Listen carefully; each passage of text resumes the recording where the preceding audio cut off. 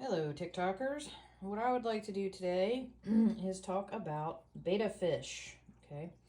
A lot of people don't realize that betta fish are some of the most mistreated and abused fish in the entire, commercial pet store aquatic world. The reason for this is a betta fish. They were bred to be fighting fish, and they have to be completely isolated. Especially the males, they cannot be placed together at all because they will fight and they will attack each other, and it is not pretty. So a betta's life is relegated to this. Okay, this is 1 cup. Imagine just 1 cup of water. Go into your kitchen and measure 1 cup of water. Okay. And prior to being in 1 cup, when they are at the breeders, the way they are bred is just picture a container like this, okay? This is a 10-gallon tank. And then imagine a square, a square, a square, a square, a square, a square. They literally get tiny little squares. And that's how they're bred, and that's what they live in until they're shipped in plastic bags. And if you've ever seen how a betta fish is shipped to a pet store, it is the most horrific thing. Like, if you stand there and you watch them open these containers of bettas, they're in a tiny little baggie, smaller than a sandwich bag, with about like that much water in them. They're almost like they're sealed down to where the poor little fish can barely even move. And then when they get them out of the packaging, they stick them in these cups. And then that's where they live a miserable, cold life, okay? Until somebody buys them or until they just die in this cup. And a lot of people don't understand that betta fish are tropical fish, meaning they need 78 degrees in temperature or higher for their optimal health. When you see them sitting in the store like this, in this cup, then they are freezing. Most of them are freezing cold because usually most of these stores are like 68, 70 degrees. They are certainly not 78 to 80 degrees. And they're cold. They don't know how to swim because they've been in this little teeny thing their entire existence. And then a lot of these pet stores will tell you, oh, you only need a little 1-gallon container for a betta fish. That is an out and out lie, okay? A betta fish in the wild, their territory is normally 36 inches long. That is their territory for their whole entire life. So I say a minimum of a 5-gallon tank is what your betta needs, and I put mine in 10-gallon tanks just to give them, some extra space to feel like they it's their own. They can move, they can swim, they can play. I always put a heater in my tanks that stays on 78 degrees. I always give them plenty of vegetation. I prefer natural tanks. There's nothing plastic in my tank at all to seep toxins and paints and stuff like that into the water. I use a mixture of rocks and wood in most of my tanks. The wood I use is Mopani wood, and I love the Mopani wood for its tannins that it holds. The tannins actually are very, very good for the fish. The only non-natural thing I have in this tank really is this ceramic floating log, and I have this because this particular fish in here has very heavy fins. And he's a half-moon betta. He's hiding right now, but they love getting in these floating logs because they can rest. And the beauty of these floating logs is they've got an air hole up at the top. A lot of people may not realize, but betta fish need access to a surface. They have to breathe air. They will go up and they will get some air, and then they will go back down. It is necessary for their survival to have access to air. You wouldn't want to fill this, like if they were in this container, you wouldn't want to fill it all the way to the top and put the lid on to where they can't get a gasp of air. But this, and the only other artificial thing I have in here is I have a little magnetic ledge here that I put some natural a moss ball on, and then he can also rest on that moss ball because what happens when you get them from the pet store, their entire lives have been lived in a teeny little area of a few inches, okay? They don't know how to swim this big length. Their fins aren't strong. They're just not, they're not prepared. They don't have the muscles in their bodies to be able to swim these long lengths for a long period of time. That's why I always put plenty of Christmas moss. I put plenty of water lettuce, things that they can go on and they can rest, and then they can, they can build their strength up. And once they get strong enough and they've been, swimming around for a while, they're fine. But when you first get them from the pet stores, oftentimes they can't even move. Now, this little guy in here, he came home with me 2 days ago, and his name is Neptune.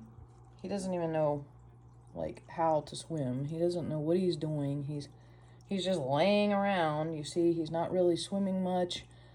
He's resting down there on that leaf. He's just kind of relaxing, and he's been like this for a couple of days. It's because he does not have a lot of muscles yet to be able to swim around. He does swim from time to time, but he's been, super lethargic. And lots of times when these bettas come from these pet stores, that is how they act. They're extremely lethargic. They lay around. They really don't do a whole lot. And sometimes even, they just don't even make it because they're not healthy enough. They're not strong enough. He's looking at me right now. But he's resting. You can see how he's kind of resting his fins on that leaf. But he is a beautiful fish. You can see how long his fins are. If he would come up, I could show you. But he's down there just kind of, he's been doing a whole lot of hiding. In contrast, let me show you my other betta here. His name is Cesare. I've had Cesare for quite some time. And he is a much stronger fish. He's a much stronger swimmer. He can get all around, everywhere. He's got a little feeding ring at the back. He likes to sit under his feeding ring because he knows that's where I feed him, but he has already eaten today, so he is not getting any more.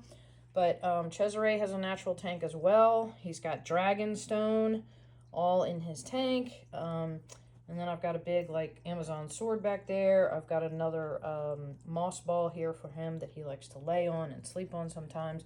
There's a Nerite snail in there with him who goes around and does a great job cleaning. I've got to put I have to put a Nerite in here with this little guy whom I've named Neptune. But like I say, you can't even see him because he hides all the time. But this is very, very typical, guys, when you get, when you rescue a betta fish. See, he really likes that Christmas moss. He's kind of hanging out in it. It's supporting his fins. But when you bring home a betta fish, it's very common for them to, be kind of antisocial for a little bit. Now, some of them are super social, but the ones that are in much poorer condition often are not. And Neptune is one of those. I mean, when I got him 2 days ago, he was barely moving in this cup thing. And, I mean, sometimes they, like I say, they don't even make it. But I do have him on a fish antibiotic right now. I wish he would swim out here a little bit more so you could see him. But anyway, I guess the thing I'm trying to say here is just to, when and if you bring home a betta, especially one that isn't moving much, when you do get them home, have some patience with them, give them some time, but just keep an eye on them and make sure that, obviously they're not laying on their back or anything like that, but give them time to rest, give them time to acclimate, let them understand what is actually happening here. Let them understand that this is their new home and they are safe here. They're not going to be picked up and jiggled around and dropped on the ground. And I mean, these guys a lot of them go through a tremendous amount of trauma, and you really have to just be patient with them. You have to be understanding to them. But once they get to know you, I'm trying to focus on him. once they get to know you, they really are just amazing, amazing, smart little fish. I mean, they are so, so intelligent. So, see, he's already learned in just a couple of days that this is his feeding ring up here. I teach all of my betas how to use a feeding ring. And what I do is I drop a tiny little bit of food in this feeding ring for them, and then they know where to get their food every day. So that way, if I'm ever away or I'm traveling or something like that, I have a 14-day slow feeder. That these Fishmate things are amazing. These things are great. You can just drop out, you know, it feeds up to 14 days. So they're phenomenal. Oh, there he is. He finally came out. Hi, beautiful boy. Hey, Neptune. How you doing, sweet boy? This is your home. This is your new home, little man. Yeah, this is your new little home. I should say big home. You went from that to a mansion, my boy. Yeah, you moved into a mansion.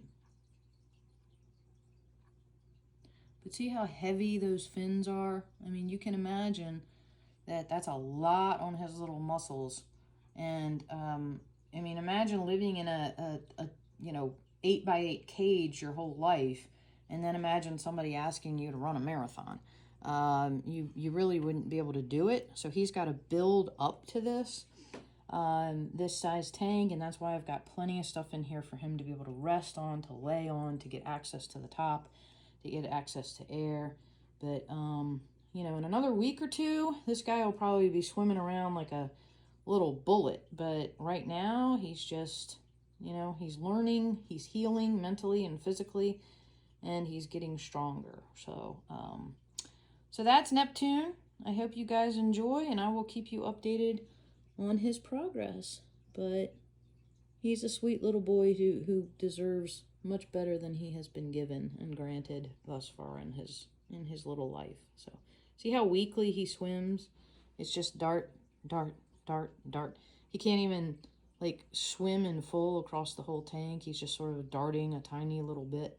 So these are the types of things you have to look out for when you have a beta. When they're swimming like that, just keep an eye on them. Make sure that, you know, they are still coming to the top. And there you go, buddy. All right, yeah. Oh, some fancy maneuvers there. Anyway, I'm glad he came out to say hey. And I'll keep you all posted on his progress.